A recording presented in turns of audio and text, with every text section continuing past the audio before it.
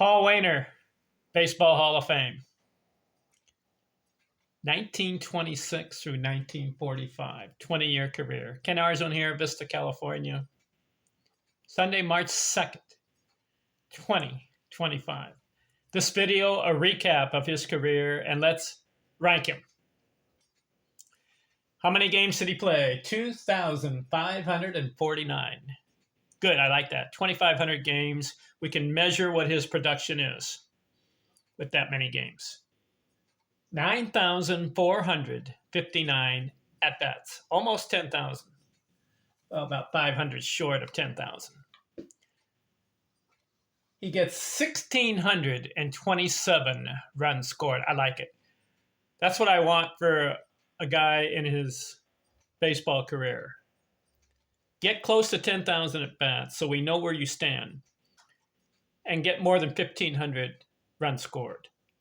Paul Waner, 1,627. He had 9 seasons, 100 runs scored out of 19 years. They say 20-year career because he played 1945, but it's really 19 seasons. So 9 of them, 100 or more runs scored. His high was 142. That's good. 3,152 career hits. 3,000 hit club. I like it. 19 years. He had 8 200 hit seasons. How many guys can claim that fact? Well, I looked it up. Here are the guys with the most 200 hit seasons. Ichiro Suzuki and Pete Rose had 10 of them. 10 200 hit seasons. Then there are 5 guys. No, and then Ty Cobb had 9 200 hit seasons. Then there are 4 guys with 8 200 hit seasons. Did you know? Derek Jeter, Lou Gehrig. How about that? Lou Gehrig in 17 years had 8 200 hit seasons. Willie Keeler and Paul Waner. That's a good club to be in. 8 200 hit seasons. His high was 237 hits in his second year, 1927. Good. Doubles. 605 career. I like it. Again, my goal if I was a baseball player is to have 500 or more doubles. Paul Waner, 605. He had a high, listen to this, of 62 doubles in 1932. Woo. And then he also had a season where he had 2 seasons, 50 or more. So he was a doubles machine. 191 triples. Not bad. 113 home runs. He's not a slugger. His high in home runs was 15. And he only had 3 seasons, double-digit home runs, 10 or more. So he's not a home run guy. He was 5'8", 160 pounds. 1,309 RBIs. I'm disappointed there. You play 19 years. You have 3,152 hits. You need at least 1,500 RBIs. Sure, you get that many hits. Guys are on base. You only had 2 100 RBI seasons. I think this is where Paul Waner was lacking.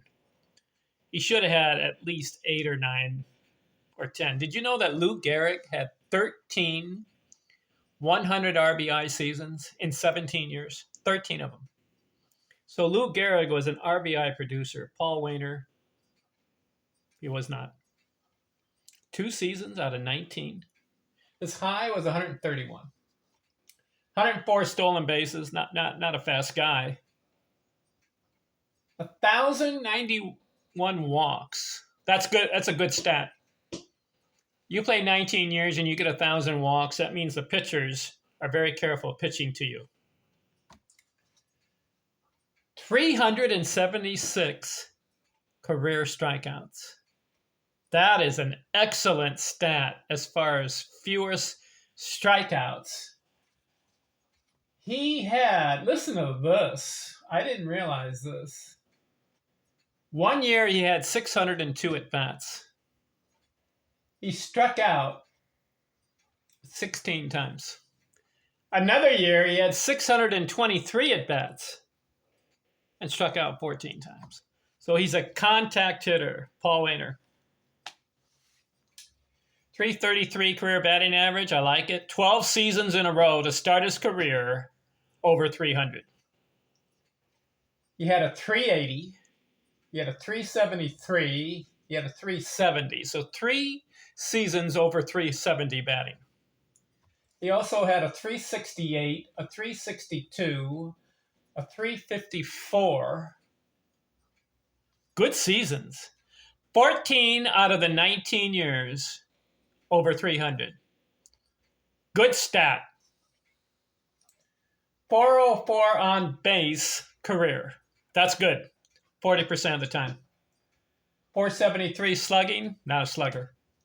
And he had 4,478 total bases. I'm counting 1, 2, 3, 4, 5, 6. He had 7 seasons, 300 or more total bases. Okay. How can we evaluate and rank Paul Waner? He deserves the Baseball Hall of Fame based on the career hits, 3,152, and the career batting average, 333. Runs scored, yes, he passed 1,500 at 1,627. That's good. Those 3 stats are excellent, in my opinion. He was lacking in homers. The doubles was good. 605 doubles. 600 club. That's good. He was lacking in the RBI production. Sorry to say. Only 2 seasons out of 19 over 100 RBIs. He should have had 8, maybe 9. He was lacking also in total bases. Should have had about 10 300 total base seasons. He had 7. He should have been more in the total bases per season. He had a lot of good years, but then toward the end of his career, he slipped and kind of went off in a poor way. What do I mean? Well, it started in around 1938. From 1926 to 1937, he had 12 seasons in a row over 300. Then he had a 280. So there was a little slipping going there because he had played 148 games that year. In 1938, he had plenty at bats. To bat 280 was uncharacteristic. Came back and got a 328. That's good. But then he had 3 seasons in a row under 300. That hurt his career batting average. Up to that point, he was close to 340 batting average. Then 3 in a row under 300 brought his career average down. 1943, played 82 games and batted 311, so that helped, but it wasn't a full year. And then he went the last 2 under 300. So 14 seasons batting 300. He was in the 340s, but then slipped, went down to 333, which is still a nice career batting average. Him and Eddie Collins, 333. How about that? Both of them have over 3,000 hits. Collins had more. How can we evaluate and rank Paul Waner? I don't think you can say that he was one of the greatest players of all time. No, you can't say that. But as far as hitting, he was a good, very good hitter. Evidenced by 8 200 hit seasons and the career hits and the career batting average. But to finish poorly hurt him as far as my ranking. Other players finished their career strong, keeping that 300 batting average or better. Ty Cobb had 23 seasons in a row over 300. Finished, because next to the last season, he batted 357. And then his last season, he's 42 years old, batted 327. or was it 323? What one of those? I think it was. I can give it to you exactly. Let's see. Ty Cobb, his last 2 years. I'm giving you an example of someone finishing strong. If you type in Ty Cobb, here it is. Yeah. When he was 40 years old, Cobb second to the last season. 357. He had 175 hits. That's 40 years old. And then his last season, he batted 323. Another guy who finished strong was Tony Gwynn. He went 19 years in a row over 300. Toward the end, though, Tony Gwynn did a lot of pinch hitting and didn't play full seasons. But he finished strong with the batting average. I was disappointed with Paul Waner not finishing strong. Stan Musial was another guy. Let me pull up Stan just to give you an example. Stan Musial.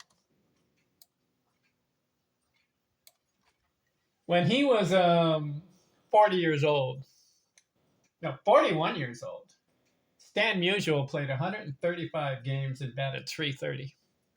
433 at bats. Then his last season, he did bat 255, so that was a poor finish for Stan. But he's another example of what I'm saying is when you're getting close to the end of your career, you don't just peter out. You finish somewhat strongly. So Paul Waner, as far as ranking him among the great hitters of all time, all right, I've got him back here. Top 25. I think maybe there are 20 to 25 guys I would put ahead of Paul Waner. Good hitter of the old school era. Didn't strike out that much. But I can think of 20 guys that I would take ahead of Paul Waner, okay? I don't know what number, maybe rank them 21, 22, 23, right in that area, okay? I've covered a lot of guys. And what I like to do is when I'm done recapping a certain player, I also like to recap how many guys I've covered on this YouTube channel as far as looking at every season and box score and putting them on YouTube videos. Here's the list again. I started with episode 1001, Babe Ruth.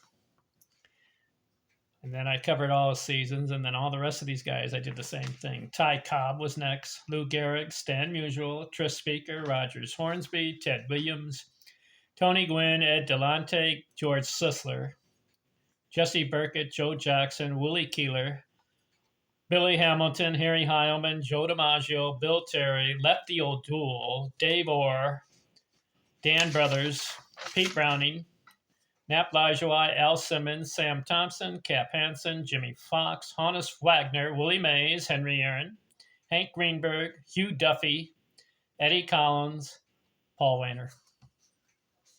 I've looked at every season of all these guys. I'm going to keep going. Who's next? You got to do the brother, Lloyd Waner. Have you heard of him? Pretty good player. He played in the same era as his brother. Let me pull him up here. Lloyd. L-L-O. Got him here. Yeah. Paul Waner played from 1926 to 1945. Did you know that Lloyd Waner played from 1927 to 1945? He's got an 18-year career. But again, in the 1940s, finished in a slow way, just like his brother. But Lloyd, 316 career batting average, 2,259 hits. Not as many as his brother Paul, but he had some years that were pretty good. Did you know that he had 4 200-hit seasons? But what's remarkable about Lloyd is at a rookie. He was 21 years old. He got 200 hits. He had an outstanding year. So what I want to do in the next series of videos, Lloyd Waner, Paul Waner's brother, he's a year younger, right? Let's see. He was born 1906. Paul Waner was born in 1903. So brother Paul was 3 years older than Lloyd. But Lloyd started off his career much better than his brother Paul. Did you know that? And we're going to get into his seasons. Wait till you see the rookie season of Lloyd Waner. Okay? All right, Paul Waner, good hitter. Lloyd Waner is next. Talk to you later. I'm out.